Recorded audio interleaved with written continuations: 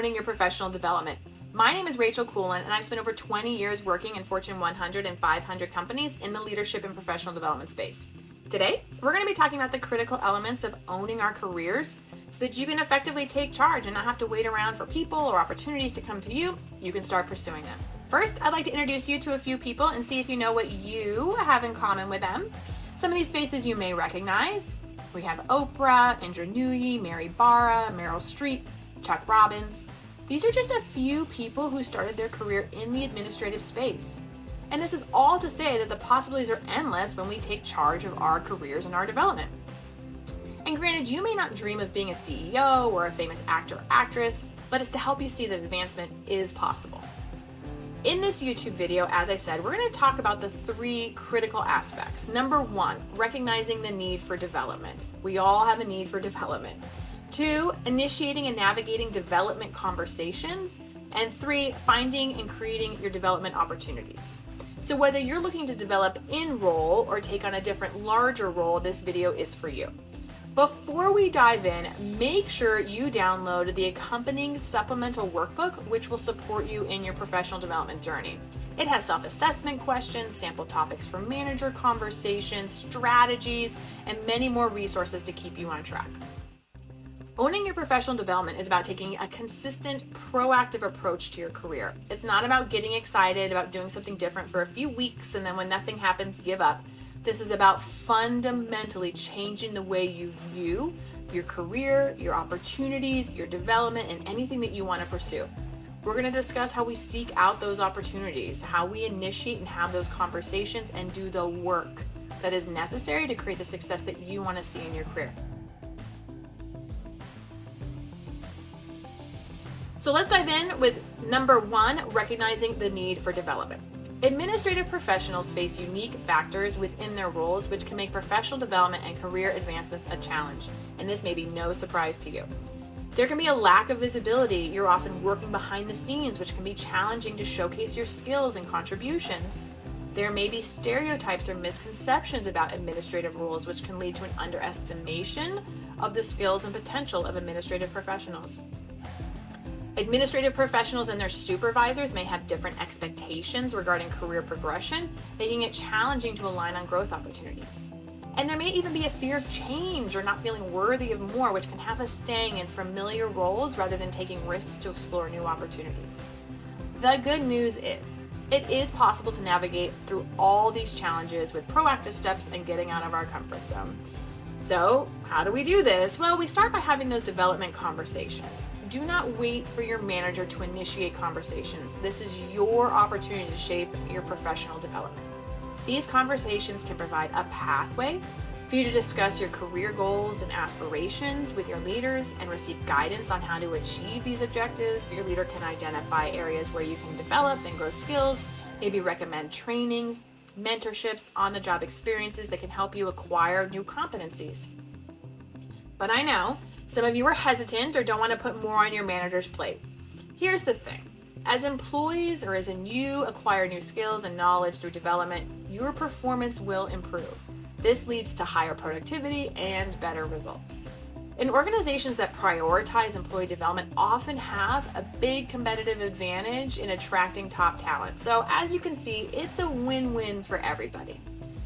So now what? So we've talked about some of the challenges and we talked about the benefits of having a development conversation. Remember, it's a win-win. You're probably asking yourself, well, how do I start?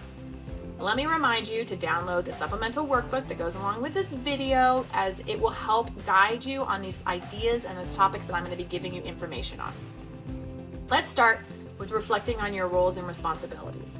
Take some time to think about your current and past role as an administrative professional. Consider the tasks, the projects, and the responsibilities you've managed.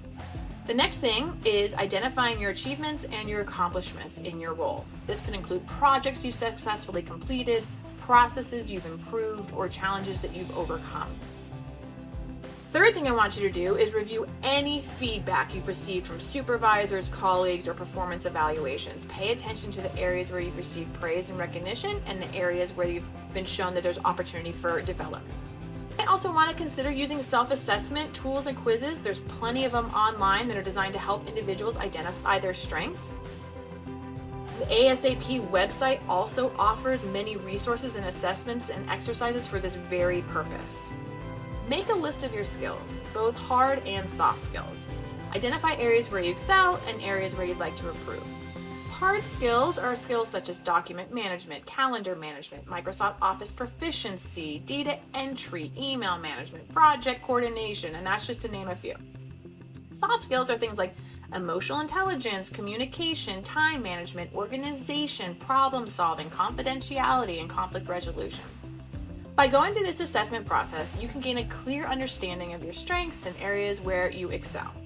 This self-awareness is invaluable for career development, goal setting, and effectively communicating your strengths to your supervisors and colleagues.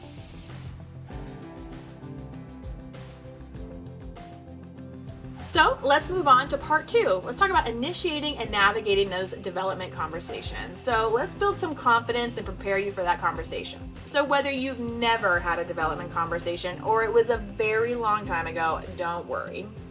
Some of you might feel hesitant to speak with your manager. Maybe you aren't sure how they're going to react. Maybe you doubt some of your abilities. Maybe you worry about your managers that they won't take your career aspirations seriously, or that maybe now you're adding more work onto their plate by bringing this up. Maybe you're uncertain about your long-term goals, which would make it a challenge to initiate development conversations, but this should not keep you from initiating those development conversations. Remember, these conversations are a win-win. What you want to do is you want to make sure that you come to these conversations prepared. So here's a few quick ways that you can build your confidence. Number 1, do your due diligence or pre-work. Start gathering all the necessary information about your roles and responsibilities, accomplishments, skills, and other items we've discussed. This helps you to come to the conversation prepared. 2, make sure you tell your manager ahead of time that you want to discuss your professional development or career growth so that they come to the conversation prepared. 3, don't try to do everything all at once, right? Start with one important thing that you want to start with and make sure you set up regular one-on-one meetings to discuss. Do not make this a one and done because that's where most people fail. They have one meeting and then expect the rest will take care of itself, and it doesn't. You need to be proactive, show commitment to your development, continue to build skills and challenge yourself, and seek opportunities, and you will have many, many conversations. So now for the third and final part of this, which is navigating development opportunities. So how do we find these opportunities? There are many types of opportunities, such as taking courses, whether online or through local community colleges, job rotations to experience other departments and job types, joining professional organizations or attending various conferences where you can network and build new skills, and even soft skills training, such as participating in workshops or local events.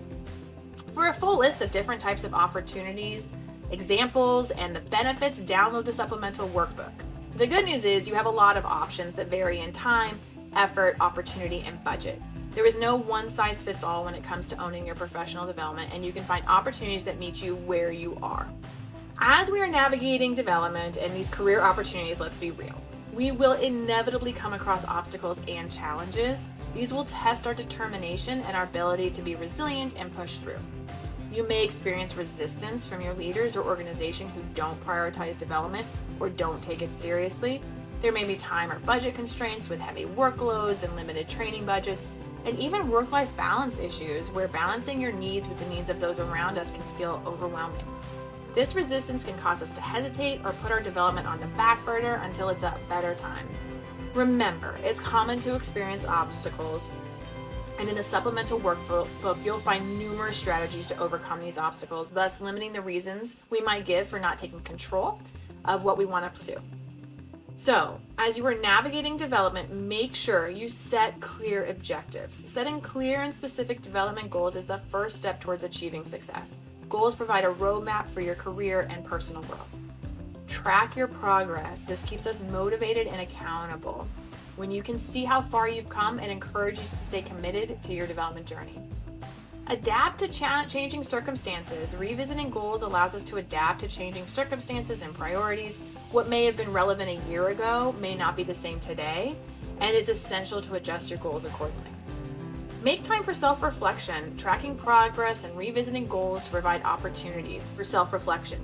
You can assess what's working well, what needs improvement, and where you might need to pivot. Create quantifiable outcomes. Most leaders want to see quantifiable outcomes. Tracking progress helps you to quantify this. It allows you to measure the tangible results of your efforts, such as acquiring new skills or achieving specific milestones. Tracking your progress helps you showcase your progress, and this is also essential. It can be valuable when discussing promotions, raises, or new job opportunities. So as we conclude our time together, here are the main takeaways from each section to recap.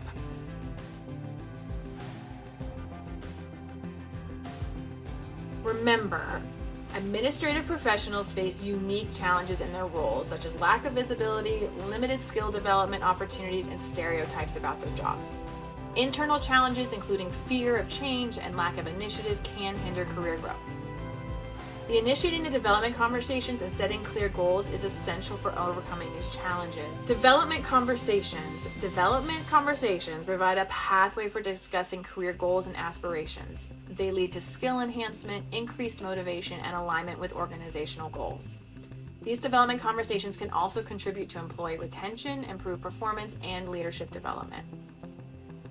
Remember self-assessment and goal setting. This involves reflecting on roles, achievements, feedback, skills, personal qualities, and patterns in work.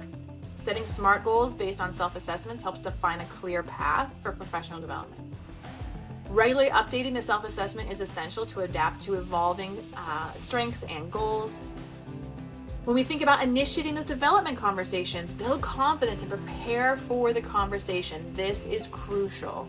Seek resources, mentors, and guidance from trusted colleagues to overcome any reticence that you may have. Regularly schedule one-on-one meetings to discuss development and career growth, avoiding the one-and-done approach. So let's talk about how we navigate various development opportunities. There are many avenues available, including training programs, mentorships, cross-training, job rotation, self-study, professional associations, leadership workshops, language courses, soft skills training. Each opportunity offers specific benefits such as skill enhancement, career advancement, and improved performance. Overcoming the common obstacles such as time constraints, budget limitations, and lack of managerial support requires proactive strategies. Make sure that you're measuring your success and your continued growth. Clear objective setting is the foundation of measuring success in professional development. Track your progress. It helps keep you motivated and accountable while adapting to changing circumstances. Self-reflection and quantifiable outcomes help demonstrate value to the organization. Learning from setbacks and maintaining long-term vision are essential for sustained professional development. Regular check-ins ensure that goals are on track and adjustments can be made as needed. And don't forget to download the supplemental workbook to use as a resource on your journey. And also don't forget the many incredible and useful resources with the American Society of Administrative Professionals membership. Trainings, webinars, events, certifications, and so much more. You have an incredible opportunity that's in your hands for the taking. Good luck.